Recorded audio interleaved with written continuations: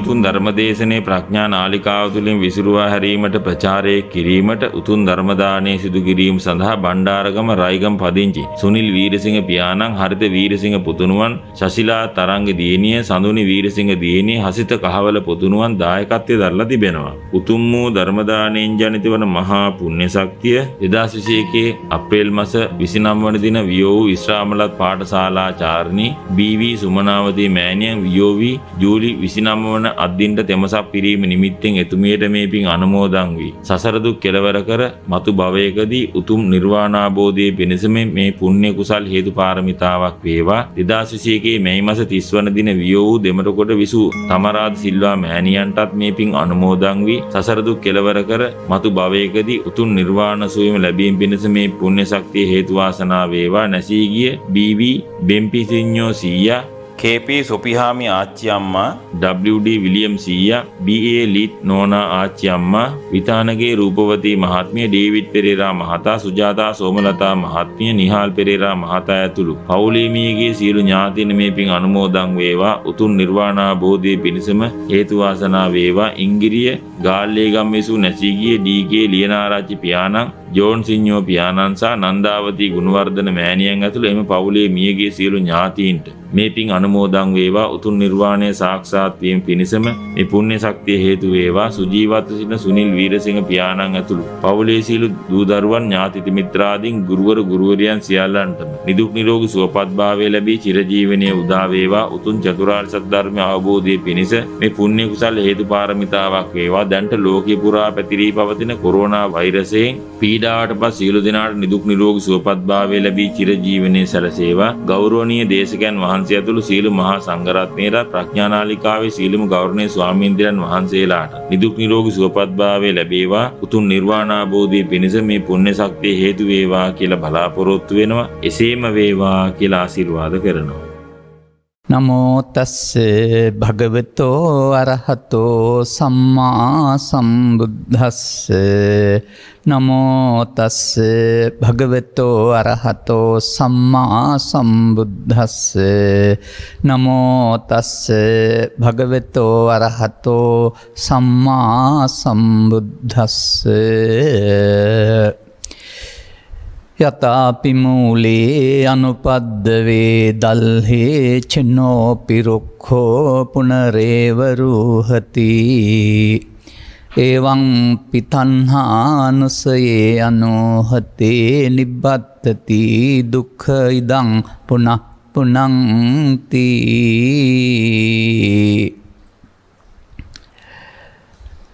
භාවනාව සහ කමඨහන රෝග සඳහා හේතු වෙන ආකාරය පිළිබඳ ධර්මදේශනයක්. ධර්මානුශාසනාවේ සදහැබර අනුග්‍රහක දායකත්වයේ දරන්නා වූ පින්නතුන් ප්‍රමුඛ ප්‍රඥා රූපවාහිනී නාලිකාව තුළ ධර්ම ශ්‍රවණය ප්‍රිය කරන සදහැබර පින්නතුනි. මෙම ගාථාව අපි කීප වතාවක් භාවිතා කරලා තියෙන්න පුළුවනි. නමුත් ඒ ගාථාව පැහැදිලි කිරීම නෙවෙයි අද බලාපොරොත්තු වන්නේ. මේ මාතෘකාවට අදාළවයි ඒ ගාථාව ගත්තේ. මේ මාතෘකාව සමහර විට වැරදි විදිහට හිතන්නත් පුළුවන්, නැත්නම් වැරදිලා ලියවිලා දන්නෙත් නැහැ. කොහොමත් නිවැරදි කරන්න පුළුවනි අපිට. ඒ අනුව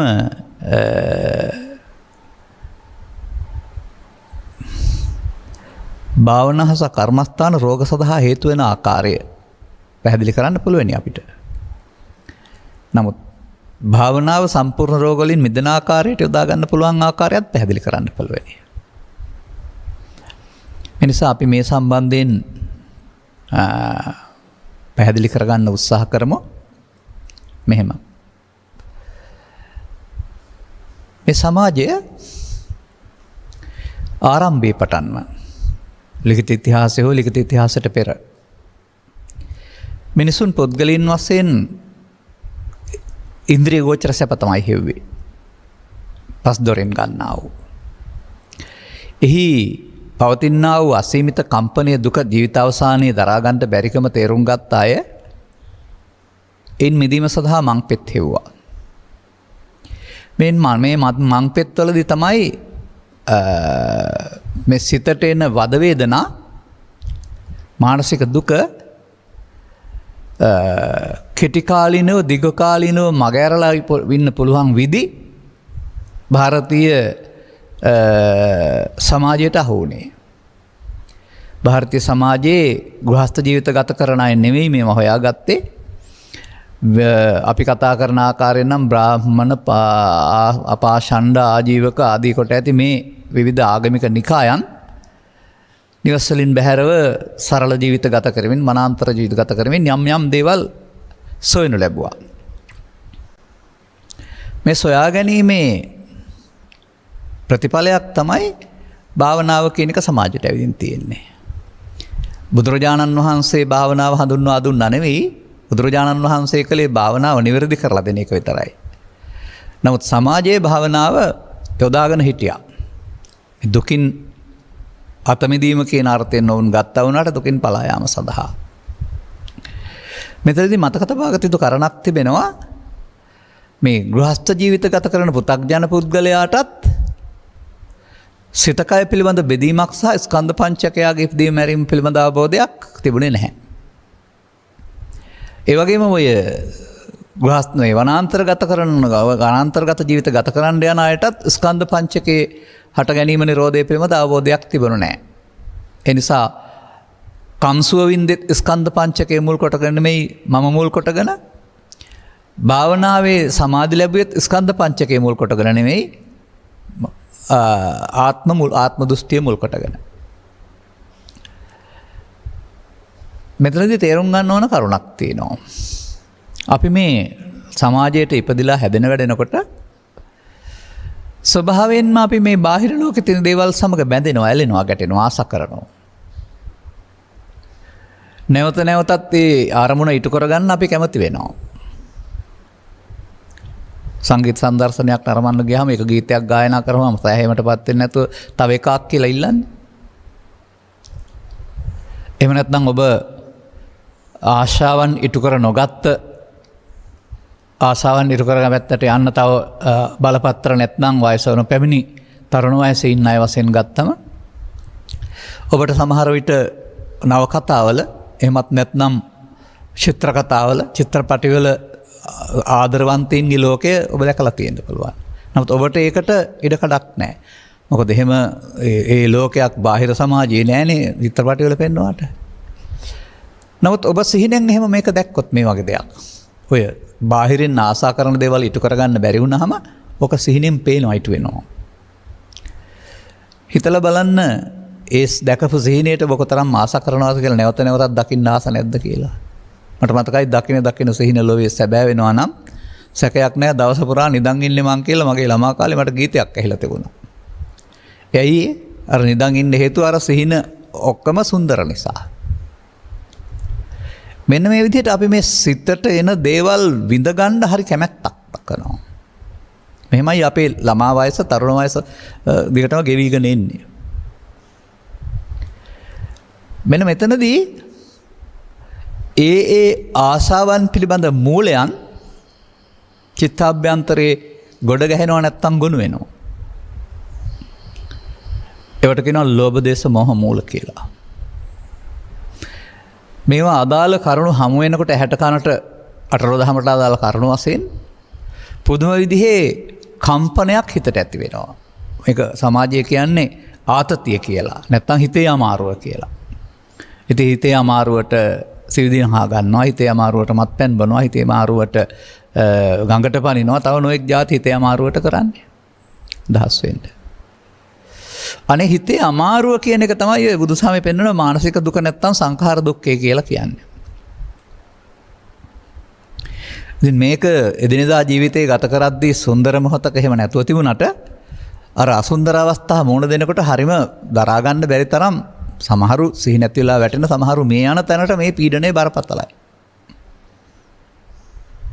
ඒ පීඩනය අනිත් අයට තියෙන දෙයක් නෙමෙයි තම තමන් ඒවා අදහස් දැඩිව ගැනීම තුළ හදා ගන්න දේවල්. එක එක්කෙනාට අඩු වැඩි වෙනවා.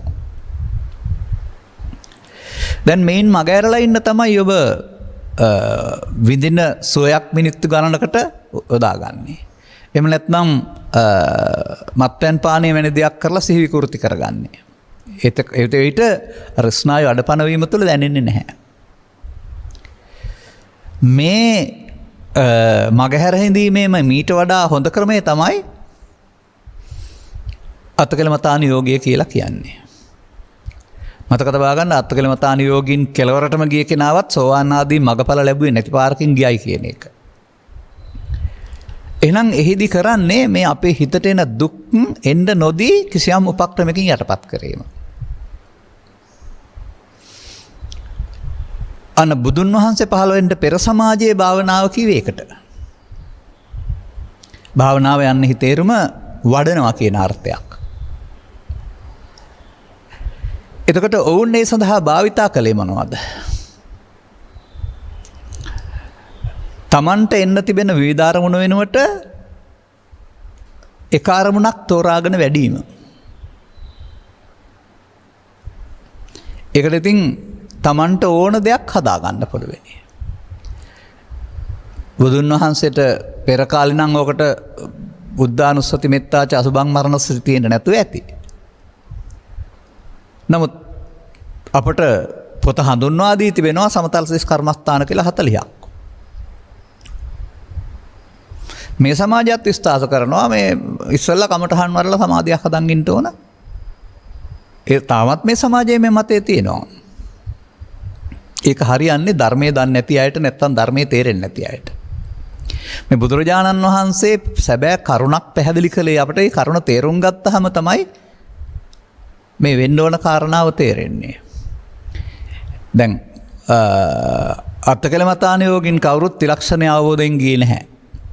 චතුස්සත්‍ය අවබෝධයෙන් ගියේ නැහැ. පටිච්චසමුප්පාද නිරෝධයෙන් ගියේ නැහැ. අනේක තේරුම් ගන්න. ඔවුන්ට අහුණා රූපය, ශබ්දය, ගන්ධය, රසය මේවා හිතට එනවා නැත්තම් තරහ වෛරය ක්‍රෝධය කියමුක අපට දැනෙන දුක. මේවා හිතට ආහමයි දුක දැනෙන්නේ හිතට එන්නේ නැත්නම් දුක නැහැ කියලා. ඔවුන් සිතට එන්නේ නැති වෙන්න යොදාගත්ත ක්‍රමය තමයි සිතට තව එකක් බලෙන් හදාගන්න එක, බලවත් කරගන්න එක. තමන්ට එන රූප, ශබ්ද, ගන්ධ, රස, ලෝභ, දේශ, මොහ අරමුණු වෙනුවට ආරම්මණයක් බලවත් කරගන්න එක. අරමුණක් හදලා බලවත් කරගන්න එක. ඒක පොත්පත්වල නම් ආලෝක කසිනේ වඩන ආකාරය හැම පිළිම පැහැදිලි කරලා තියෙනවා. ඒක විස්තර කරන්න අවශ්‍ය නැහැ. මම දකින්නේ පඨවි ආපෝ තේජෝ වායෝ සිර නීල පීත ලෝහිතෝ දාත දම් මොනවම් එකක් හෝ අරමුණක් තමයි ගන්නෙ. ඒක අනිත් තමන්ගේ හිතට විවිධ කල්පනායන්ට නොදී බලෙන් මෙනෙහි කරපුවාම මෙනෙහි කරන්න ටිකක් වෙලා බලෙන් මෙනෙහි කරපුවාම ඒකේ හරිම වෙහසක් මුලින් ගන්න ඕන. මොකද අර විවිධ පැති වලට ඇදලා ගිය සිත ඕකේ නවත්තන්න ලේසි නැහැ. ඉතින් මෙන්න මේ අරමුණට හුරු කරනවට කියන තමයි සිත එකඟ කරනවා කියලා ඔය කතා කරන්නේ. නමුත් මේ එකඟ කරන්න හදන්නේ අර තමන්ගේ තියෙන ආසාවන් සියල්ල තියාගෙන. එතකොට කෙනෙකුට දැනෙන්න පුළුවනි මේක අර ඉන්දියානු සමාජයේ තියෙන දේවල් වලට බුද්ධ ගුදුගුණේ හරි අරහං කියන වචනේ හරි තව ඉතිපිසෝ කියන වචනේ හරි තව ඕන වචනයක් ගන්න පුළුවන්. නැවත මන්ත්‍රයක් වගේ ජප කරන්න ගියාම ඒක සඳහා සිත යොමු වෙනවා. දැඩි මහන්සියක් අරන් බැලුවම ටිකක් වෙලා යනකොට ඊට පස්සේ තේරෙනවා සිතට මොකුත් එන්නේ නැති තැනක් තියෙනවා. අන්නේ මොකුත් එන්නේ නැති තැනේදී අර දුක නෑ නේද කියන ඉව වැටහෙනවා. ඒකෙන් තමයි තේරුම් ගන්න සිතට ආවමයි දුක තියෙන්නේ කියන එක. නමුත් බුදු සමයෙන් තමයි දුකයි හේතුවයි නැති උතනයි මාර්ගයයි පෙන්වන්නේ. ඒගොල්ලෝ එහෙම දන්නේ නැහැ. ඒ නිසා අර එක අරමුණක් මගින් අනිත් අරමුණු වෙන්න නොදී ඉන්න ක්‍රමය භාවිතා කරනවා. ඔය ඒකයි මම කියන්නේ බුදු සමයේ මොනවද දැනගන්න ඕනේ නැහැ. කවුරු හරි ගුරුවරයෙක් මොනවා හරි දෙයක් කිව්වහම ඒක අරගෙන වඩපුවාම ඉතින් ඒකට තව වචනටත් දීලා තිනවා අදාළ මේ යෝගියාට අදාළ චරිතයට අදාළ කර්මස්ථාන දෙන්න ඕන කියලා අදහසක් එහෙමත්. දැන් මොකද කරන්නේ? ආරම්භයේ පටන් කෙලෙස් යටපත් කරනවා. දැන් මේ ආශාවන් ඉටු කරගන්න කැමැත්තෙන් හිටපු කෙනා මේ අපි අත්කිලමතානයෝගේ එහාට විස්තර කරන්න අවශ්‍යනය අපිට අදාළ තැනටයි ගන්න ඕන. එතකොට මෙහි ඉන්න තාක්කල් ඔහුට තේරෙනවා දුක එන්නේ නෑ නේද කියලා. නමුත් ඒක අතහැරියොත් ආයෙත් අර ටික එනවා. මේ නිසා මේ සඳහා ඔහුට දැඩි මහන්සියක් ගන්න වෙනවා. ලෝකේ වෙනත් කාරණාවලට යෙදෙන්න බෑ. සම්පූර්ණ කාලය ඒ වෙනුවෙන් යොදන්න වෙනවා. ආහාරය හොයන එකත් නවත්තලා දානවා සමහරට. නැත්නම් ආහාර ළඟට හම්බ වෙන දෙයක්. කෑම අඩු කරනවා. බාහිරේ අරමුණු වලට ගැටුණාමයි අදහස් උපදින්නේ. අරමුණු ගැටෙන්නේ නැතුව ඉන්න වනාන්තරයට වෙලා මග ඇර ඉන්නවා පස්දොරෙන්.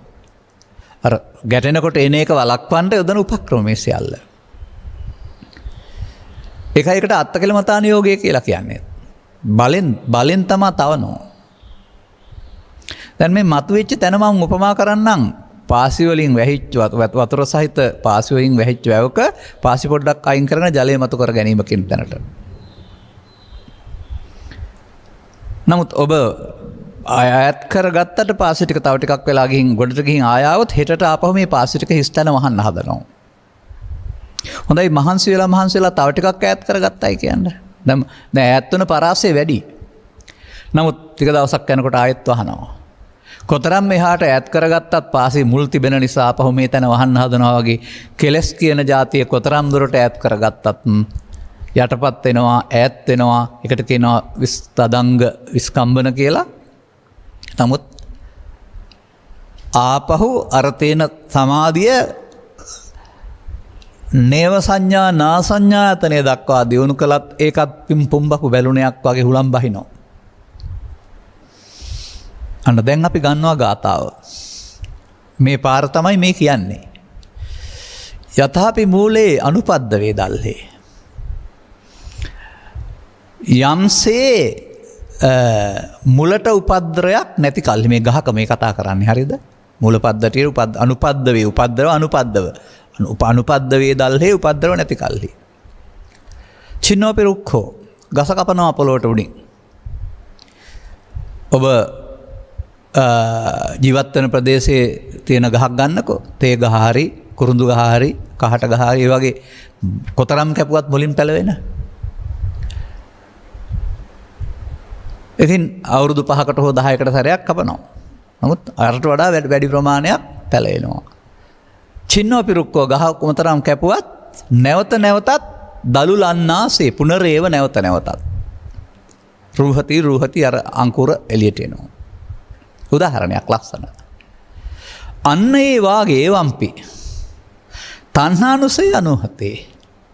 දැන් මේ තණ්හා අනුසය කියලා දෙයක් බුදුදහමේ උගන්වනවා. මේක පිළිබඳව දැනගෙන නෙවෙයි ඔය පංචකාමයේ විඳින්නේ හරි අත්තකලමතාන යෝගයට යන්නේ. නිබ්බන්තති දුක්ඛං ඉදම් පුනප්පුණං නැවතත් මේ දුක හේවත් පංච උපාදානස්කන්ධයේ දුක හට ගන්නවා මොකක් නිසාද? තණ්හා අනුසය ශේකරේ නැති නිසා. අන්න තණ්හානුසය සිහින් කරගනිමින් යන තණ්හානුසයට පහර ගහන්න නැති තණ්හානුසය සිඳවන්නට ධර්ම මාර්ගයක් නැති භාවනාව අත්තකලමතාන යෝගය. එදාය හඳුන්වන ලැබුවේ එහෙමයි. අදත් සමහර විට භික්ෂු භික්ෂුණී උපාසක උපාසිකා කියන සිව්වණක් පිරිසගේ ඇඳුමෙන් සැරසිලා සද්ධර්මයේ නිවැරදි කරගන්න නැතුව ඕකේ යෙදිලා ඉන්න බවත් දන්නේ නැහැ බොහෝ දෙනා. අත්තකලමතාන යෝගයේ මේ යෙදිලා ඉන්න කියන්නේ බොහෝ දෙනා තේරුම් ගන්නේ නැහැ. දැන් ඉතින් මේකේ යනකොට යම් සුන්දර දේවල් මුණ ගැහෙනවා. ඒ හැම දෙයක්ම සිතට එන දේවල් බව දන්නේ නැති නිසා ඒව ඔස්සේ සිත මෙහෙවනු ලබනවා. එතකොට මේ පාර ගිය පුද්ගලයා තමන්ගේ මේ හිතට එන දේවල් පේන්නේ කියන එක දන්නේ නැති කෙනෙක්. ඔහුට එහෙම සංසුන් කරන් ඉන්නකොට තමන් බලෙන් යටපත් කළේ ආශාවන්. දැන් මම දැකලා තියෙන දෙයක් තියෙනවා මේ ලංකාව පුරා ඇවිදිනකොට. විශේෂයෙන්ම රජරට ප්‍රදේශයේ වගේ ප්‍රදේශ තමයි දැකලා තියෙන්නේ මම මේක. පොළොවට අලයක් තියෙන තෘණ වර්ගයක් තියෙනවා ඉලුක් කියලා. ගොවියෝ ඒක මර්ධනය කරන්න දරන උත්සාහය මම දැකලා තියෙනවා. මුල් ගලවන්නේ නැතුව මොන විදිහට මර්ධනය කරන්න හැදුවත් සමහරු දානවා උඩින් තව තෘණ ගොඩක්. එතකොට ඒ කොටස මැරිලා යනවා වටේට දෙපැත්තට ගිහින් පැලවෙනවා. එහෙම නැත්නම් සමහරු ගින්දර දානවා. ගින්දර දාපුවම ඒ ටික පිච්චෙනවා යටින් ඇවිදින් දෙපැත්තෙන් පැලවෙනවා. මම ඇහැට දැකපු දේ කියන්නේ. මොකක් නිසාද? උඩින් මේක මර්ධනය කළාට බෑ යට මුල් තියෙන නිසා. එතකොට මර්ධනය කළ සීමාවට එහා පැත්තට යන්න මේකට හැකියාව තියෙනවා. ඒක අර කොළ දාලා වහපුවම ඊට ඈතින් පැලවෙනවා. මැරුණාම ගින්දරට ඊට යට තියෙන ටික දෙපැත්තෙන් ගිහින් පැලවෙනවා. ඇයි? මුල් සිඳින්නේ නැති නිසානේ. අන්න ඒ වගේ ආසාවන් උපදින්න හේතුව දුකට හේතුව තණ්හාව කියන මේ අර තණ්හා අනුසය කියන එක තියෙනවා. ඒක තියාගෙන තමයි අපි මේ සිත බලෙන් එකඟ කරගෙන ඉන්නේ අරමුණකට. මේ සඳහා දැඩි වෙහෙසක් දරන්න ඕන. ඇයි? අර උදාහරණයක් වශයෙන් පෙන්වන්නේ හිස් කලගෙඩියක් කටපාත පැත්තට හරවගෙන වතුරයට ඔබන්න හැදුවොත් ඒ කලගෙඩිය ඇතුලේ තියෙන වාතයේ පීඩනය නිසා කලගෙඩිය උඩ එන්නම බලනවා. ඒ ඇතුලේ තියෙන වාතයේ පීඩනයට තමයි උපමා කරන්නේ Tamanගේ ආසාවන්ගේ ඕනකම. වතුර හුලම් පුරවපු ටෙනිස් බෝලයක් වතුරයට තියාගෙන ඉන්නකල් තියෙනවා අතහැරපන් උඩට එනවනේ. ඒ තදින් අල්ලගෙන ඉන්න එක අතින් වවාගෙන ඉන්න වගේ තමයි අරමුණක් අල්ලන් ඉන්න එක කර්මස්ථානයක්. ඉතින් 365 මොක ඉන්න බෑනේ. ඒ නිසා මේ මම මේ පදේ පාවිච්චි කරන්නේ මෙතන භාවනා කියලා ආසාවන් යටපත් කිරීම කියන අර්ථයෙන්. දැන් ඉතින් අර වෙන තැනකින් ලියලනවා කියවනේ විලුප්පඳුරු. මේවා වෙනත් ආකාරයට මතුවෙනවා ඊට පස්සේ. සමහරුන්ට නම් මේක කරන්න ගියාපුවම කැස්ස එන්න පටන් ගන්නවා.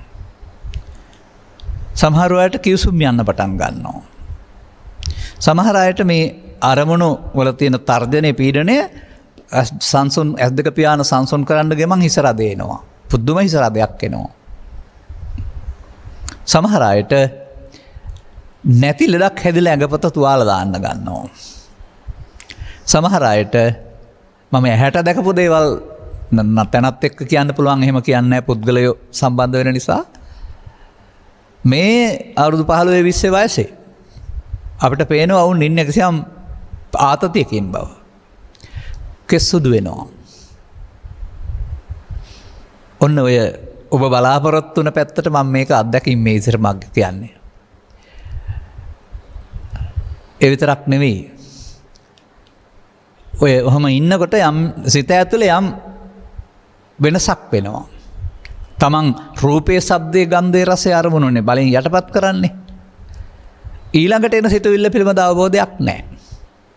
මේ සංසුන්කමට ගැලපෙන විදිහට ආලෝකයක්, දේව රූපයක්, බුදු පිළිමයක් තව මොනවා හරි පේන්න ගන්නවා. මා සුන්දර මාලිගා, සුන්දර මල් වතු. මේ ලෝකේ තියෙනව නෙමෙයි. නමුත් අර සිතේ තියෙන සැහැල්ලු බවට ගැලපෙන්න මේවා පේන්නේ.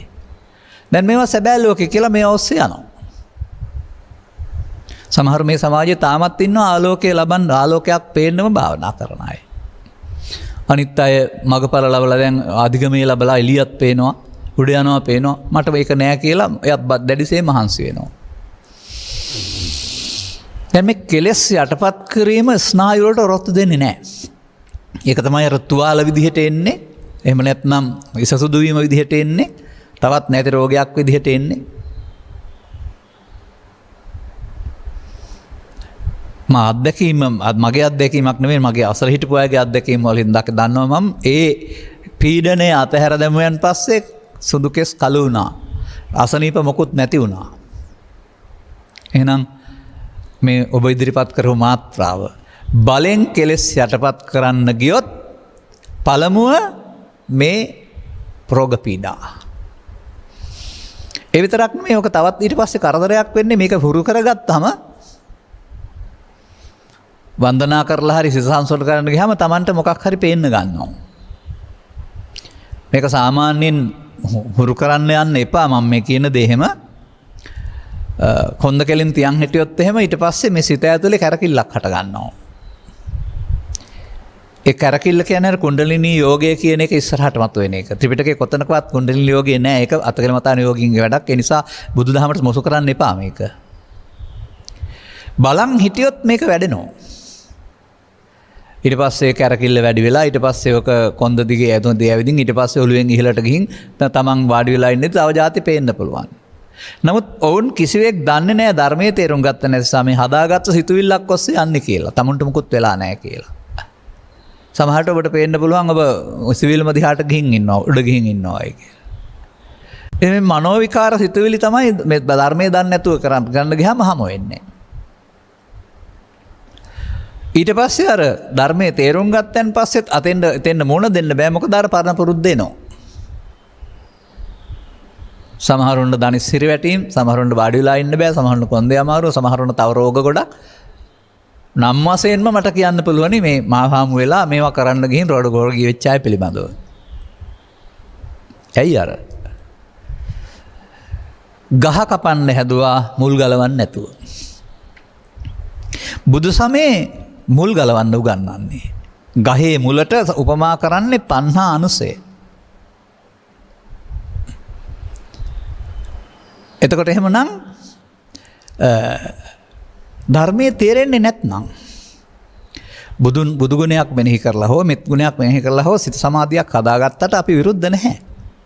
නමුත් දිගින් දිගටම අර කෙලස් කියන එක යටපත් කරගෙන ඒකේ ඉන්න යන්න එපා කොතරම් කල්. වැව සම්පූර්ණයෙන්ම ඈත් කළත් ආපහු වැවේ පාසෙ තියෙනවා නම් ආයෙත් වැහෙනවා වගේ කොතරම් පැයක් දෙකක් දවසක් දක්වා මේ සමාධිය දියුණු කළත් ආපහු එනවා. ඒක තමයි අත්තකලමතාන යෝගීන්ගේ සමාධිය නැත්තම් කෙලෙස් යටපත් කරගන්නා වූ සමාධිය. බුදුරජාණන් වහන්සේ සමාධින් භික්ඛවේ භාවෙත කිව්වේ ඔකට නෙවෙයි. අපේ අය එහෙම හිතන් ඉන්නවා. මේ தત્ත්වය මම හොයාගන්නේ 1981 දී. සෑහෙන කාලයක් ඒකත් එක්ක පොරාලනවා මම. නම් පොරාලන ගමන් කල්පනා කරනවා ඇයි මේ කොතරම් මේක පළල් කෙරුවත් දිනපතා මහන්සි වෙන තරමට තියෙනවා. අඩු වුණොත් එන්න නැතු වෙලා යනවා. ඒ වගේම අර තාරුණ්‍යයට පත් වෙන සමාජයේ ඉඳලා ඇති කරගත්තා වූ ක්ලේශයන්ගේ නැත්නම් ලෝභ දේශ මොහයන්ගේ පීඩනය මොකක්වත් අඩු වෙලා නැහැ. ඒ වලට නැති වුණාට ආයි පස්සේ ඒක මතුවන ගමන් සමාධිය මිද වැටෙනවා. මේකට මෙතරම් වද විඳින්න ඕන නැහැ. මොය කියන පාරේ යන්න ත්‍රිලක්ෂණයේ චතුස්සත්‍ය පටිච්චසම්පාද නිරෝධය මරණ සතිය පංචස්කන්ධේ මොනවාවත් දැනගන්න ඕන නැහැ. ඒ නිසා මම දකිනවා ඔය එක එක චරිතවලට ගැලපෙන කියලා කතා කළාට කෝකෙන් කරන්නේත් ගහ කපන එක මුල ඉතුරු කරලා.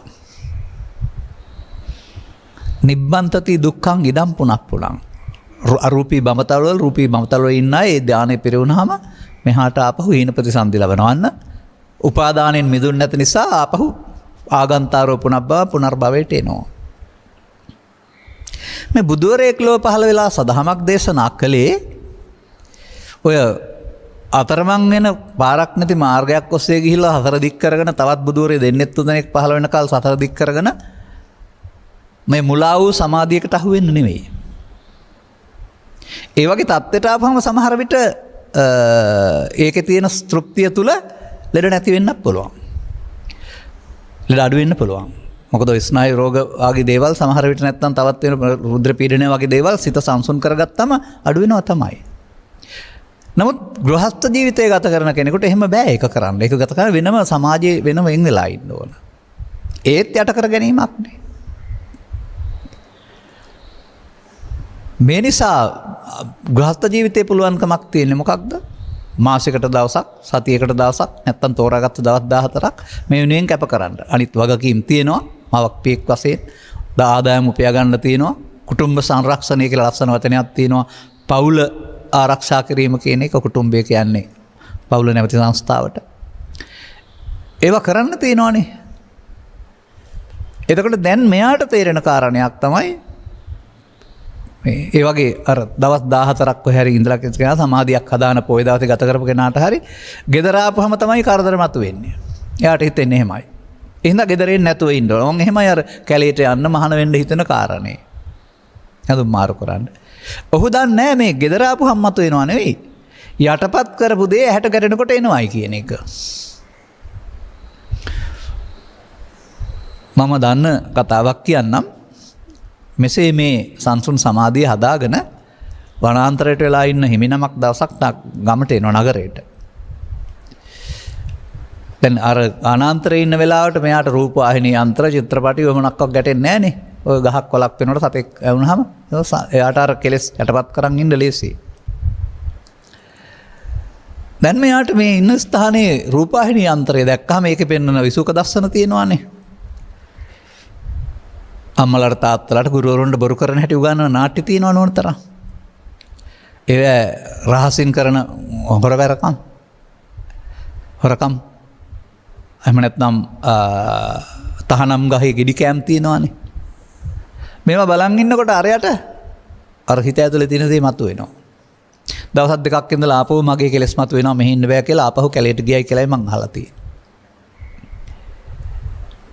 ඉතින් ඔය මතුවෙන්නේ බාහිර ලෝකේ තියෙන නිසා නෙමෙයි බාහිර ලෝකේ තියෙන පුංචි ප්‍රත්‍ය විතරයි. මේවා තමන්ගේ හිතේ හදාගත්ත දේවල්. ඒ නිසා සද්ධර්මයෙන් පැහැදිලි කරලා දෙනවා ආසාවන්ගේ තිබෙන්නා වූ අසාර බව හිස් බව. එතකොට ආසාවන් ප්‍රහීන වෙලා යන්නේ අවබෝධයෙන්. දැන් මේ මොකද කරන්න හදන්නේ? ආසාවන් සඳහා ක්‍රම දෙකක් තුනක් තියෙනවා.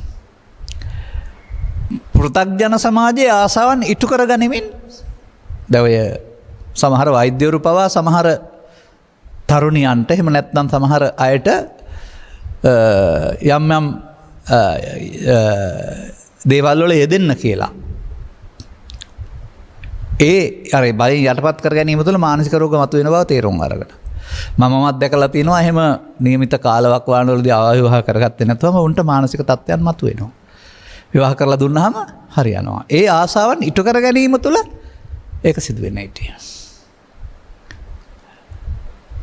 එකක් ඒ ආසන් ඉටු කරවා ගැනීම තුලත් අර ස්නායු වලට අවශ්‍ය තෘප්තිය ලැබෙන නිසා ඒක තමයි සාමාන්‍ය සමාජයට දීලා තියෙන්නේ. දෙවෙනි ක්‍රමය තමයි ආසාවන් යටපත් කරගෙන සංසුන් සමාධියක් හදන එක. ඒක තමයි බුදුන් වහන්සේ වදාළ සද්ධර්මයෙන් තොරව යන්නා වූ අත්කලමතාන යෝගීන්ගේ භාවනාව කියන්නේ. අරමුණක් වඩා අරමුණ පළල් කරගෙන ඒවෙන් අනිත්‍යව යට කරගෙන ඒ ඔස්සේ පේන තව පැත්තකට යන්නත් පුළුවන්. ඒ පේන ඕන දෙයක් ඔස්සේ ගියොත් එහෙම ඒක බලවත් වෙනවා. ආලෝකයේ ඔස්සේ ගියොත් මාලිගාව ඔස්සේ ගියොත් එහෙම නැත්නම් කටහඬක් ඔස්සේ ගියොත් එහෙම නැත්නම් අර කැරකෙන ඒ ඕනෑ ඔස්සේ ගියොත් මේවා ඔස්සේ තමයි තියෙන්නේ ඔය ඥාන කියන වචනට අයිති දේවල්. අතීතේ පේන්න අනාගතේ පේන්න හොරකම් වෙච්ච තැන් පේන්න බෙහෙත් කියන්න පුළුවන් හැකියාව ආදී මේ සිතේ තියෙන හැකියාවල් මතුවෙන්න උදව් වෙනවා. ඔබ සමහර විට දැකලා ඇති මෙහෙම භාවනා කරන්න ගිය අය සමහරු සාස්ත්‍ර කියනවා. සමහරු බෙහෙත් කියනවා. සමහරු හොරු අල්ලලා දෙනවා. සමහරු දේවාල් තබාගෙන අනාවැකි කියනවා. දැන් මොකද වුනේ? කෙලස් යටපත් කරන්න ගිහින් Tamanට Tamanගේ හිතේ තියෙන හැකියාවක් මතු වුණා.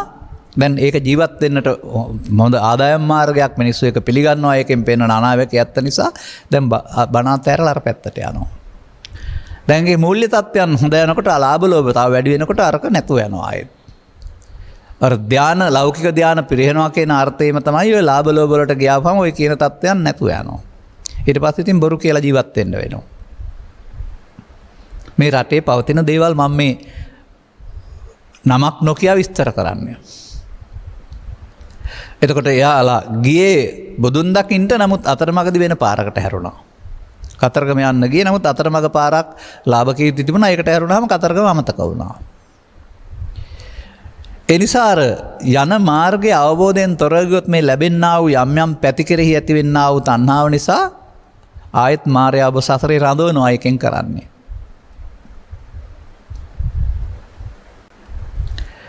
එනිසා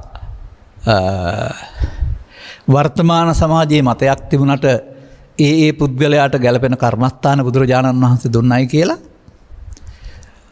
බුදුන් වහන්සේ ත්‍රිලක්ෂණ චතුස්සත්‍ය දේශනා කළයින් පස්සේ තේරුම් ගත්ත පුද්ගලයාට අමුතුවෙන් කර්මස්ථානයක් ගන්න ඕන නැහැ.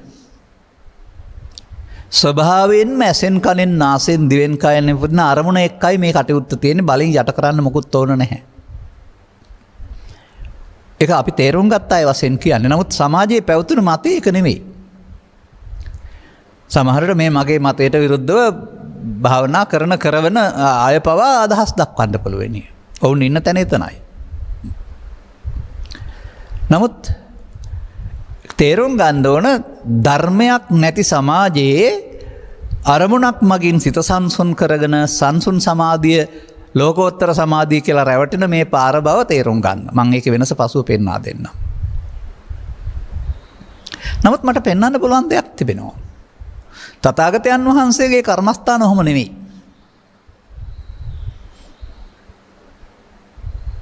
අඟුලිමාල කඩුවක් තරම් බුදුන් වහන්සේ පිටපස පන්නනවා. බුදුන් වහන්සේ කිට්ටු වෙන්න බෑ. අඟුලිමාල නතර වෙලා බුදුන් වහන්සේට මහාන සිටුව කිව්වයි කියනවා. බුදුන් වහන්සේ වදාරනවා මම නතර වෙලා තොප නතර වෙන්න කියලා. අඟුලිමාල කල්පනා කරනවා දුවන බුදුන් නතර වෙලා කියනවා නතර වෙලා නම් දුවනවා කියනවා. අන්න අවධානය යොමු වුණා. බුදුරජාණන් වහන්සේ අරමුණෙන් අරමුණට යන ගමන නවත්තලා ස්කන්ධ පංචේ නිරෝධය දැකලා තියෙන්නේ. නතර වෙලා සසර ගමන. මෙයා ලෝභයෙන් දේශයෙන් මොහෙන් අරමුණෙන් අරමුණට දුවනවා. ඒ දෙක එක තමයි දැක්කේ. මේ වගේ 50ක් 60ක් 70ක් ඉදිරිපත් කරන්න පුළුවන් පොත් ආශ්‍රයෙන් මේ වාගේ බුදුන් වහන්සේ ඉදිරිපත් කරපු දේවල්. අර මම මීට පෙර ධර්ම දේශනාවල කීපයක් ඉදිරිපත් කරලා තිබෙනවා. එතකොට අන්න එහෙම බුදු සමයෙන් දැක්මක් දෙන්නේ. ඒ කියන්නේ හිතන්න. ඒ අරුණහම මේ වසර 4500ක් 6600ක් තිස්සේ ත්‍රිලක්ෂණයේ චතුස්සත්‍ය පටිච්චසමුප්පාද නිරෝධ වෙන ධර්ම කරුණු පොතේ තිබුණට වචන පෙළෙන් විවරණය වුණේ නැති බැවින් අනුගාමී ප්‍රතිපදාවට එන්න තරම් ගන්න බැරි වුණ බැවින් වත්මන් සමාජයේත් බොහෝ දෙනා විහාරස්ථානවල නොතිබුණත් විහාරස්ථානෙන් පරිබාහිරව සමාජයෙන් වෙන්නුණු පරිසර තුළ භාවනා යනුවෙන් කලේම ඔය කියන කෙලෙස් ඈත් කරන එක. අත් කරන සමාධියකට වෙලා ඉන්න දරන උත්සාහය. ඒ මතය සත්‍යයක් වශයෙන් පිළිගත්ත පිරිස් ඉන්න සමාජයක තමයි අපට මේ කරුණු පැහැදිලි කරන්න වෙලා තිබෙන්නේ. ඒ නිසා තමන් යම් යම් ආසාවන් හදාගත්තා නම් ගැඹුරට යන්න බැරි නම් එහෙනම් ඉටු කරගන්න. යටපත් කරන්න ගිහිල්ලා රෝගීන් වෙන්න එපා. බුදු සමයේ පෙන්වනු ලබන්නේ යටපත් කරගන්න මේ ආසාව නැති කිරීමෙන් ලබන සැප පරිවර්තන නැති කරනවා කියන්නේ බලෙන් නැති කරනවා නෙමෙයි. ආසාවේ ස්වභාවය ආසා කරන්නේ මොනවටද කියලා යථා ස්වභාවයෙන් දැක්කම ආසා කරන්න දෙයක් තියෙනවා නෙමෙයි අපි සිතේ හදාගත්ත දෙයකට ආසා කරනවා. නැත්තම් මේ මිරිඟුවක් පසුපස ලුහු බඳිනවා කියන එක තේරෙන්න ඕන. එතකොට අමුතුවෙන් අරමුණු ටික නවත්තලා වෙනම අරමුණක් වඩන්න ඕන භාවනාව කියන එක පටිච්චසමුප්පාදේ නිරෝධය තුළ ත්‍රිලක්ෂණය තුළ චතුස්සත්‍ය ප්‍රතිපත්තාණය තුළ නැහැ. මතක තබා ඒව තුළ නැහැ. දැන් සීල සූත්‍රයේ කොහොමද පෙන්වන්නේ? ඉමේ පංච උපාදානස්කන්ධේ අනිච්චතෝ දුක්ඛතෝ අනාත්තතෝ යෝනිසෝ මනසිකාරුන්තෝ. සෝවාන් සකෘදාගාමි අනාගාමි අරිහත් දක්වාම පංච උපාදානස්කන්ධය අනිත්‍ය. පංච උපාදානස්කන්ධය කියලා කියන්නේ ඒ මොහොතට උපදින අරමුණ. ඇසෙන් හෝ කනෙන් හෝ නාසෙන් හෝ දිවෙන් කයෙන්. එතකොට ගන්න ඕන නෑනේ උපදින ඉමේ කියන්නේ මෙම ඒ මොහොතට එන එකනේ.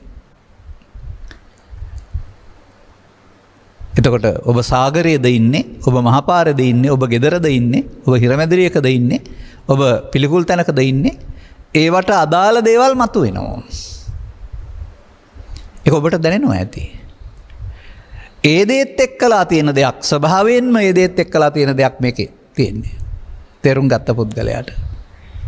ඒ නිසා මේක මනමින් තේරුම් ගන්න ඕන තථාගත බුදුපියාණන් වහන්සේ වදාළ සදහම් කියන දේවල් මොකක් හෝ හේතුවකින් සමාජයේ වසර 100 ගණනක් තිස්සේ යටපත් වුණා. අර කට ව්‍යවහාරයේ මුඛ ව්‍යවහාරයේ වචනයක් තියෙනවා මලිය දේව තිත. මලිය දේව කියන්නේ තිතක්. ඇයි මම එහෙම කිව්වේ කියලා හිතන්නේ. ඉන් පස්සේ මාර්ගඵල නෑ වහම් බුදු සාසනේ. මලිය දේව තමයි අලසන් රහතන් වහන්සේ. අර තිතක් නේ තියලා තියෙන්නේ. Full stop. ඊට පස්සේ බුදුරජාණන් වහන්සේගේ ශාසනයේ මාර්ගඵලලාභීන්ගෙන් හිස් කියන මතය බුදුන් වහන්සේ වදාළ එකක් නෙවෙයි කවුද අපේ ඔළුවට දාපු කසල ගොඩක්. ඒ ධර්මයේ යටපත් වීම නිසා තථාගතප්පේත ධම්ම විනයස්ස වික්කවේ තථාගතයන් වහන්සේ මනාව අවබෝධ කරක ධර්ම විනය විවටෝ විවෘත වුණත් බබලනවා එතනත් බබලන්නේ නැහැ. අන්න එහෙම සදහම්හි අරුත් ඌනාර්ථ සහිත එහෙම නැත්නම් විකෘත්‍යාර්ථ සහිත කාලවකවානුවක් තමයි අපි ගත කරන් ඇවිත් තිබෙන්නේ. ඒ සදහම් කියන එක වැරදි විදිහට තේරුම් අරගෙන භාවනා කරන්න ගිහින් සමාධි වඩා ගත්ත අය තමයි භාවනා කරන්න උගන්වන්නේ සහ ඒ මග අත්කල මතානුභෝගය වගේ නොදන්නේ.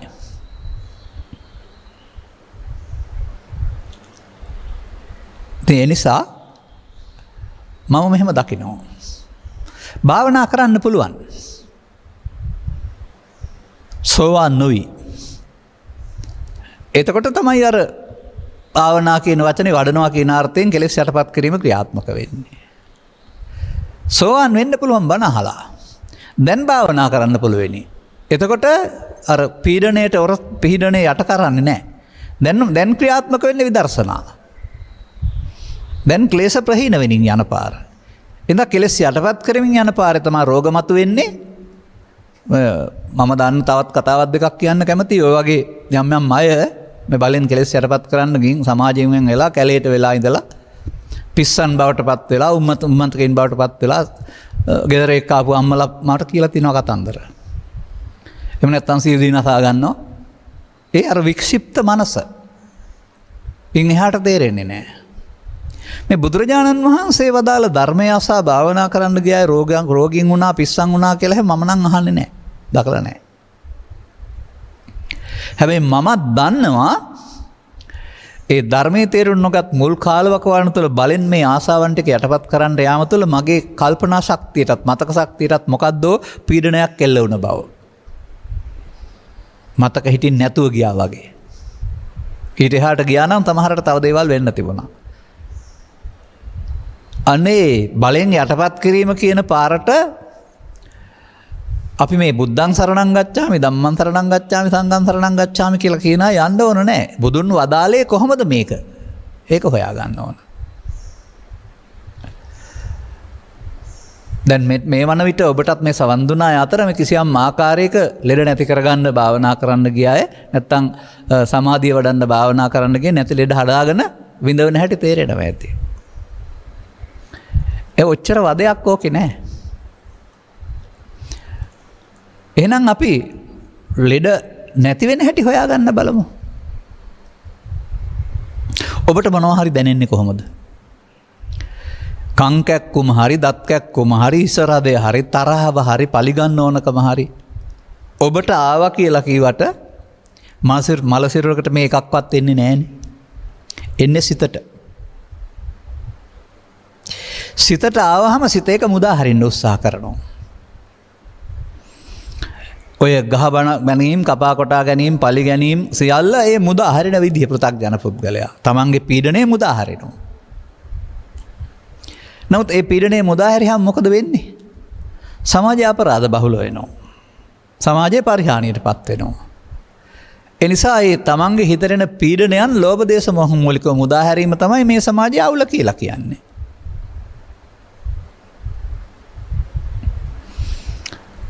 අන 100% නිවැරදි නොවුනත් ලෝකේ පුරා ඒ ආගම් වලට ඒ රටවල් වලට වෙනස් වෙමින් කිසියම් නීති රාමුවක් තුළ ආශාවන් ඉටු කරගන්න ඉඩ දීලා තියෙන සද්ධර්මයේ නැත්නම් අර පුපුරායන්ට නොදී ඉටු කරගන්න පුළුවන් පාර. 100% නිවැරදි නැහැ. ඒ නීති රීති ඒ රටට ජාතියට ආගමට වෙනස් වෙනවා. නමුත් ඒකේ බහුතර යහපත පිණිස තමයි එහෙම පනවලා තියෙන්නේ. ඔබට මේ නික්ලේශී ස්වභාවයට හොයන්න යන්න ඕනේ නැත්නම් ආසාවන් ඉටු කරගන්න ඕන නම් ඒකට තහනම් ගස්වල ඉදි කන්න යන්නේ නැතුව පවතින නීති රාමුව යටතේදී ස්වාභාවිකව එක කරගන්න. ඒ ස්වාභාවික ඉටු කර ගැනීම සඳහා තමයි මේ පරිණාමයේදී ස්ත්‍රී පුරුෂ දෙගොල්ලක් සකස් කරලා තියෙන්නේ. ඒ වගේම 50ට 50 උපදින්නේ.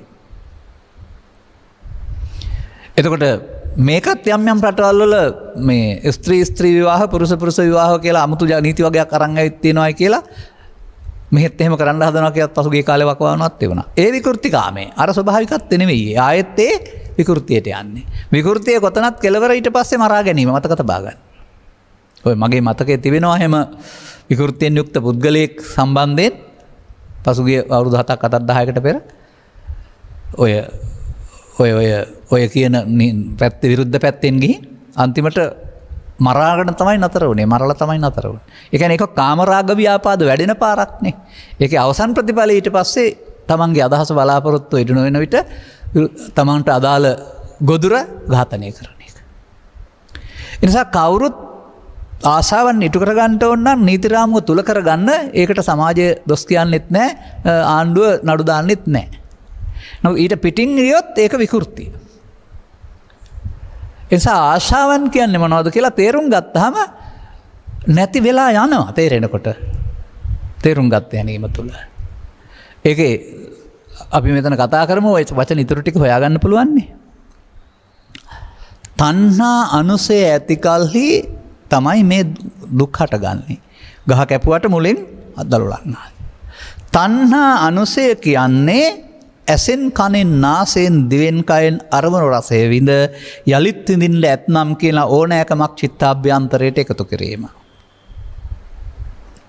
මේ කතාව තේරුම් ගන්නට ස්ත්‍රිය පුරුෂයා ගිහියා පැවිද්දා වශයෙන් බෑ. ඒ හැම දිනාටම පොදු බුදුරජාණන් වහන්සේ පැහැදිලි කරලා දාලා වූ ගැඹුරු මූල ධර්මයක් ඔස්සේ මේක සිද්ධ වෙන්නේ. ජීවිතේට මේක සැරයයි අවුරුද්දකට එක සැරයයි දවසට එක සැරයයි නෙවෙයි. අවුරුදු 80ක් 100ක් ජීවත් වෙන පුද්ගලයා තුළ ඔබට පුද්ගලයෙක් ඊයේ හිටපු කෙනා අද ඉන්නවා පෙවුනට අද හෙටට ඉන්නවා වගේ පෙනුනට එහෙම එකක් පේනවා ඇත්තටම සමාජයට. කොහොමද පුද්ගලයෙක් නෑ කියලා කියන්නේ? ඊයේ හිටපු කෙනා අද ඉන්නවා හෙටත් ඉන්නවා. එහෙම එකක් අපට දැනෙනවානේ. ඒ නිසා මේ ඇහෙන් බලලා එක තේරුම් ගන්න බෑ. නමුත් මගේ උදාහරණය අරගන්න. පැය 24ක් තමයි ඔරලෝසුව. නමුත් හැම වෙලාවෙම තියෙන්නේ තත්පරයක් උඩනේ කටුව. තත්පර භාගයක් උඩ. ටක් ගාලා දෙකක් වටිනකොට භාගයක විතරයි තියෙන්නේ. ඉතුරු භාගේ නැහැ. ඒ වගේ මේ ගත වෙන ජීවිතය ගත වෙන්නේ මොහොතින් මොහොත.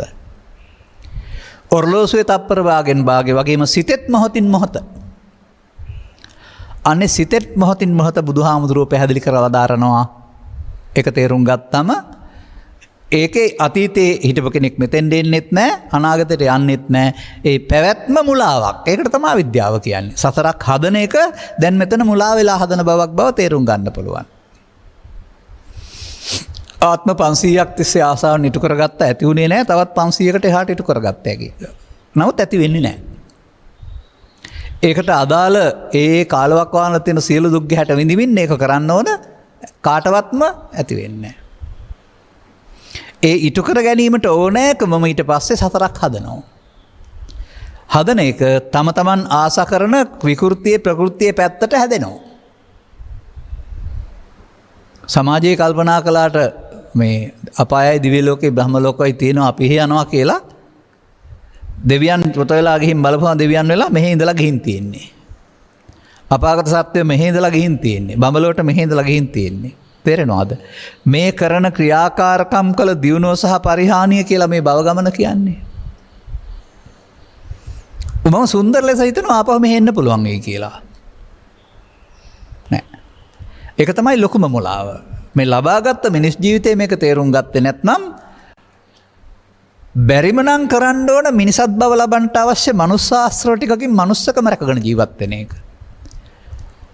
මව්කුසකට එන්න පුළුවන් විදියට. නෑ ආයෙ ගියාපම ඊළාට මව්කුසක් කවදා ලැබෙයිද කියන්න බෑ. ඒ ලැබෙන තුරු එහෙම ඔය සත්‍ය අවබෝධ කරගන්න දෙනක් එහෙම තියෙනවා කියලා කවුරු කිව්වත් විශ්වාස කරන්න එහෙම එපා.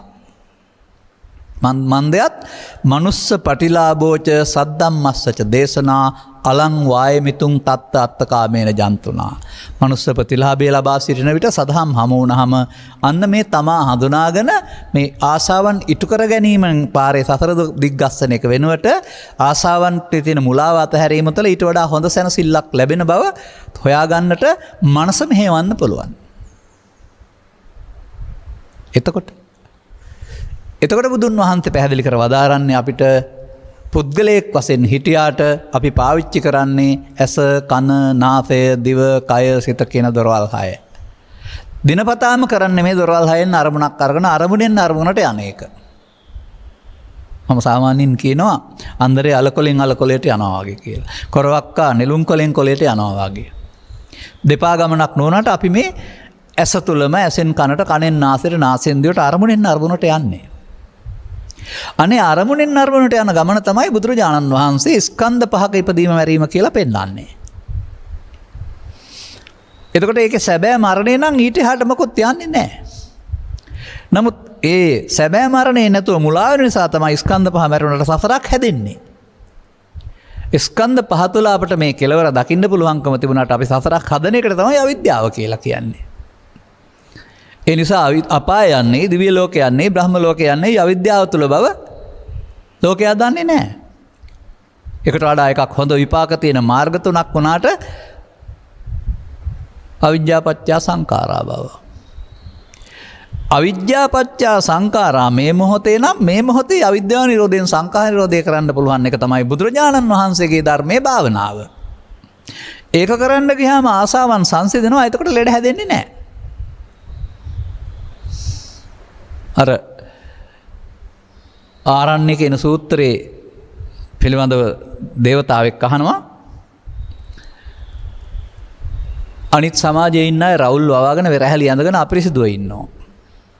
එක් වේලක් වළඳලා ආරණාන්තරයේ ආරණ්‍යගතව ඉන්නා ස්වාමින් වහන්සේලා ඇඳුමත් පිරිසිදුයි, මූණත් ප්‍රියංකරයි. එහෙම ඉන්න හේතුව මොකද්ද? බුදුන් වහන්සේ දීලා තියෙන උත්තරේ කුමක්ද?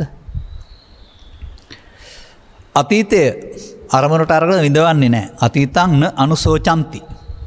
සෝචති ශෝක වෙනවා, සෝචಂತಿ ශෝක වෙති, අනුසෝචಂತಿ ආපහු නැවත නැවත ශෝක වෙනවා, න අනුසෝචಂತಿ ශෝක වෙන්නේ නැහැ. ඒ අතීතය මතක් වුණාට අරමුණක් පමණයි. න පජප්පන්ති නාගතා. ඔය සිහිනම වීම කියලා එකක් තියෙනවා. වෘත්තීය හැකියාවන් ව්‍යාපාර දිනු කරගන්න අදහස් මේ ගොඩනැගීම කියන එක නෙමෙයි. ඉටු කරගන්න බැරි සිහින. පජප්පණය කියන්නේ ඒකයි. අනාගතය පිළිබඳ ඉටු කරගන්න බැරි සිහිනක් නැහැ. ඇහැට කනට නාසයට දිවකයට යමක් හමු වෙනවද? පච්චුප්පන්න කියන්නේ ප්‍රත්‍යයන්ගෙන් උපන් දෙය. ඇසට ප්‍රත්‍ය වෙන, කනට ප්‍රත්‍ය වෙන, නාසයට ප්‍රත්‍ය වෙන ඒ මොහොතේ හමු වෙන දෙය. ඒ සමග ඇලෙන්නේ ගැටෙන්නේ නැතුව ඒක ස්කන්ධ පංචකයේ මට්ටමින් උපාදානකට ගන්න නැතුව අවසන් කරනවට තමයි යාපෙන්ති කියන්නේ. එතකොට පිස්සුත් නැහැ, දැවිලිත් නැහැ, තැවිලිත් නැහැ, මොකක්වත් නැහැ. තේන වන්නෝ පසීදති කියලා බුදුන් වහන්සේ වදාරලා තියෙනව නේද? එනිසා ඔබ ඉගෙන ගන්න ඔබ තුළ ස්කන්ධ පංචකය කියලා එකක් උපදිනවා. ඒක උපාදාන වීම අවසන් වීමේ ප්‍රමාදයට ඔබ අහු වෙලා ඉන්නවා. නෝ ප්‍රමාද විහාරේ. සසර හදන කෙනෙක් ඔබ. ධර්ම ශ්‍රවණය කරලා ස්කන්ධ පංචකය ගැන තේරුම් ගන්න ඒක අනාගතයට හේතු ඉතුරු නොකොට අවසරන්න පුළුවන් තත්වයක් මෙතන පවතිනවා. අන්න භාවනාව. අර අනාගතයට හේතු ඉතුරු කරලා තියෙන එක පව තුළ, පින තුළ, ධානය තුළ අවශේෂ නිරෝධයයි. බුදුරජාණන් වහන්සේගේ ධර්මයේ ස්කන්ධ පංචකය අනිදුක්ඛ අනාත්මය බැලීම නිර්වශේෂ නිරෝධයයි. අන්න ඒකෙදි ආශාව නැති වෙනවා. ආශාව නැති වෙන්න තිබිච්ච තැනක් හම්බ වෙනවා. අර ස්වභාවික ජලාශය තියෙනවා. ජලාශය පේන්නේ නැහැ උඩින් පාසි බෝ වෙලා තියෙන නිසා. ඉතින් පාසි විතරයි ලෝකේ තියෙන්නේ කියලා වැවේ තියෙන්නේ කියලා කල්පනා කරනවා.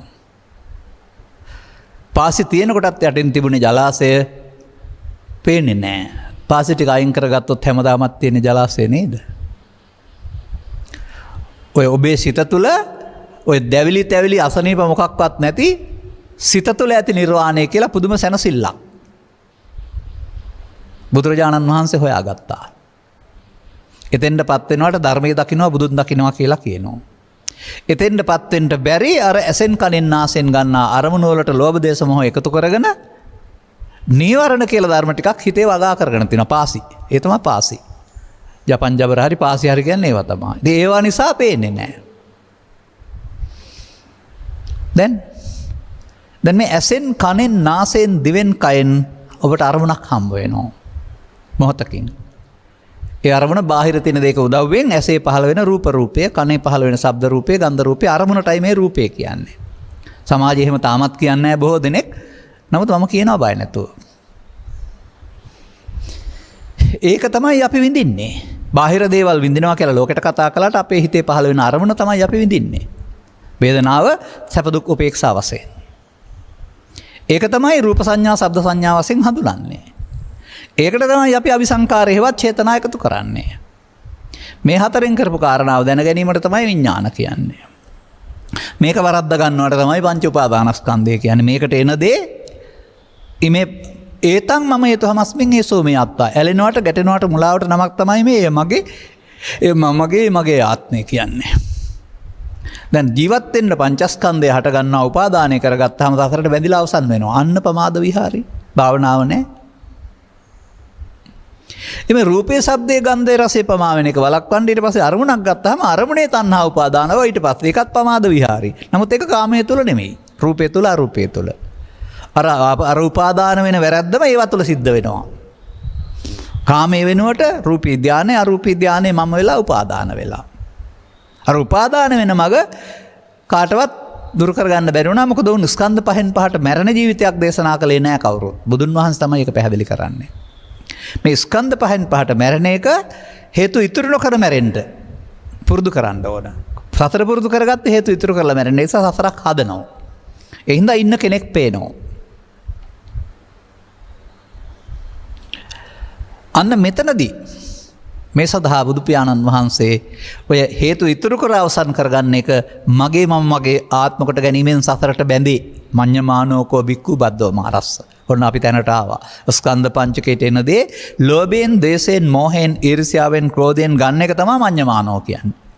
ඒ නිසා ස්කන්ධ පහ උපාදාන වී අවසන් වී අන්නේ හේතු අවසන් එකට තණ්හානුසය කියලා කියන්නේ. අර තණ්හා කරප නිසා යලිත් තණ්හාවට ගන්න අනුසයක් ඉතුරු වුණා. මෙන්න මේ තණ්හා අනුසයටපත් නොවි හේතු ඉතුරු නොවි අවසන් කරන්න දරන මහන්සිය තමයි බුදුරජාණන් වහන්සේගේ ධර්මයේ විදසුන් වැඩිම කියලා කියන්නේ.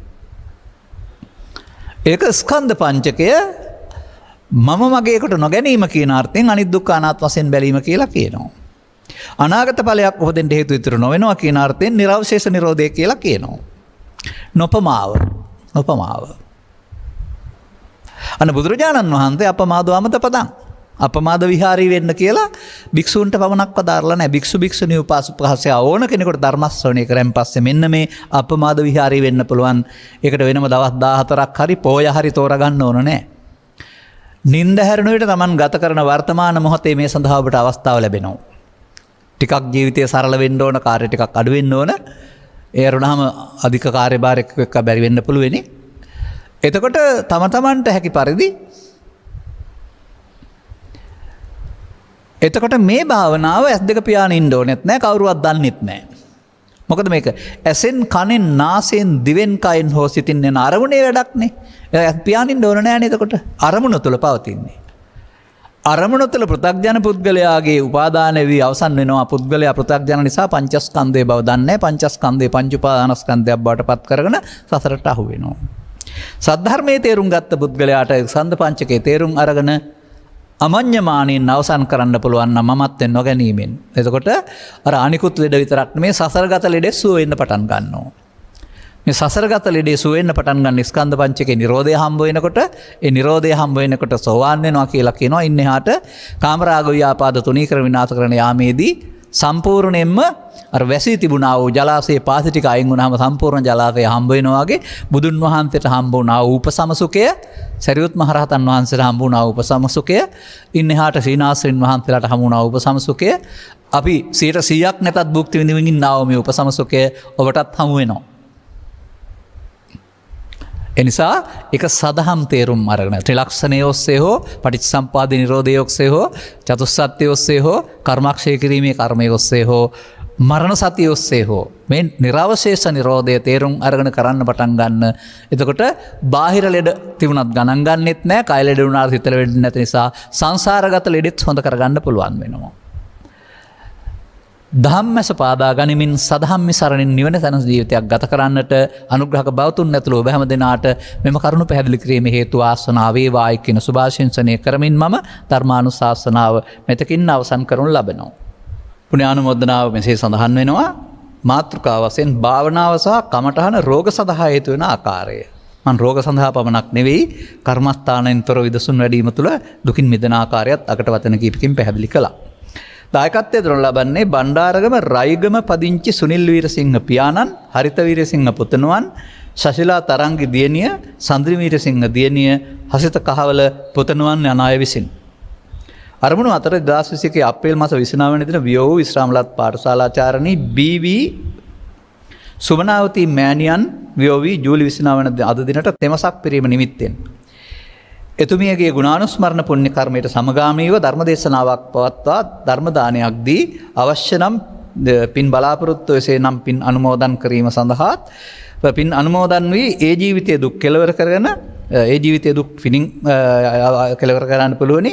මතුපදින භවයකදී උතුම් නිර්වාණ අවබෝධය පිණිස අවශ්‍ය ධම්මග පාදා ගන්නට මෙම ධර්ම දානමය පුණ්‍ය කර්මයේ හේතු වේවායි ප්‍රාර්ථනා කරනවා. 2021 මැයි මාස 30 වන දින වියෝ වූ දෙමටකොඩ විසූ තමරාද සිල්වා මෑණියන්ටද මෙම පින් අනුමෝදන් වී සතර දුක් කෙලවර කර මතු භවයකදී උතුම් නිර්වාණය සුවයම ලැබීම පිණිස හේතු වේවා. ඒ සතර දුක් කියන එක ඒ ජීවිතයේ පිනින් මද නම් එතන මානසික දුකක් තියෙනවා. පින ලැබුණාම ඒ සතරටපත් වීම තුළ තමයි ඒක දුක්ඛ තාවකාලිකව දුර වෙන්නේ. නැසී ගිය බී.වී. බෙම්පිසිඤ්ඤෝ සීයා, කේ.පී. සොෆිහාමි ආච්චියම්මා, W. විලියම් සීයා, B.A. ලිලි නෝනා, ලිලි නෝනා හෝ ලිටි නෝනා කියලා තියෙනවා. දෙකෙන් එකක් හරි කොකෝ හිතා ගන්න.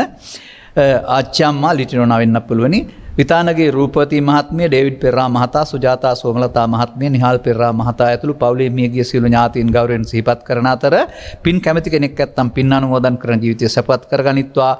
මතු භවයකදී මිනිසත් බව ලබා සදහම් වටහාගෙන උතුම් නිවන් මාර්ග පාදා ගැනීම පිණිස හේතු වේවා කියලා ප්‍රාර්ථනා කරනවා. ඉංග්‍රීය ගාල්ලේ ගම විසූ නැසී ගිය ඩී.කේ. ලියනාරච්චි පියාණන්, ජෝන්සිඤ්ඤෝ පියාණන් සහ නන්දාවතී ගුණවර්ධන මෑණියන් ඇතුළු එම පවුලේ මියගිය සියලු ඥාතීන් ගෞරවයෙන් සිහිපත් කරන අතර අවසන් අවශ්‍ය කෙනෙක් නැත්නම් පින් අනුමෝදන් කරගනිත්වා. මතු භවයකදී ඔවුන්ටත් නිර්වාණය සාක්ෂාත් පිණිස හේතු වේවා. සුජීවත් සිටින සුනිල් වීරසිංහ පියාණන් ඇතුළු පවුලේ සියලු දරුවන්, ඥාති හිත මිත්‍රාදීන්, ගුරුවරු ගුරුවරයන් සියල්ලන්ටමත් නිදුක් නිරෝගී සුවපත් භාවය ලැබී චිරජීවනයේ උදා වේවා. උතුම් චතුස්සත්‍ය ධර්මාවබෝධය පිණිස මෙම පුණ්‍ය කුසල් හේතු පාරමිතාවක් වේවා. දැනට ලෝකේ පුරා පැතිරී පවතින රෝග කොරෝනා වසංගතයෙන් විඩාවට පස් සියලු දෙනාට ඉක්මන් සුවය නිරෝගී සුව පිණිස අවශ්‍ය නුවණැස පෑදේවායි කියනත් ප්‍රාර්ථනා කරමු. කරුණීය දේශකයන් වහන්සේ ඇතුළු සියලුම මහා සංඝරත්නයටත් ප්‍රඥා නාලිකාවේ සියලුම ගෞරවනීය ස්වාමින් වහන්සේලා ප්‍රමුඛ කාර්ය මණ්ඩලයට සුවපත් භාවය ලැබේවා. හැමත ගෞතම සසන තුළ උතුම් නිර්වාණ අවබෝධය පිණිස හේතු වේවා කියලා වුන් ප්‍රාර්ථනා කරනු ලබනවා. එබැවින් ඔබේ අනුග්‍රහක බවතුන් වශයෙන් ඔබේ අදහස මා පැහැදිලි කළා. ඔබ පැතු ආකාරයට පරලොස්සපත් ඥාති වර්ගයාට උපහාරයක් වේවා. අවශ්‍යව පින් අනුමෝදන් කරගෙන මතු භවයකදී නිවන් මඟ හෙළි කරගනිත්වා. ඔබ හැම දිනාට සද්ධර්ම ශ්‍රවණය දහම් මඟ විවර කර ගැනීම පිණිස හේතු වීමෙන් නිවන සැනසෙන මඟටපත් වීමට හේතු වේවායි සාදු කියලා අදිෂ්ඨාන කරගන්න ප්‍රාර්ථනා කරගන්න. සබ්බිහිත්‍යෝ විවජ්ජන්තු සබ්බ රෝගෝ විනස්සතු මාතේ බවත් අන්තරායෝ සුඛී දීඝායුකෝ භව. හැම දිනාටම තෙරුවන් සරණයි. දේශක්ඛයෝ, นิพพานัง නිබ්බානං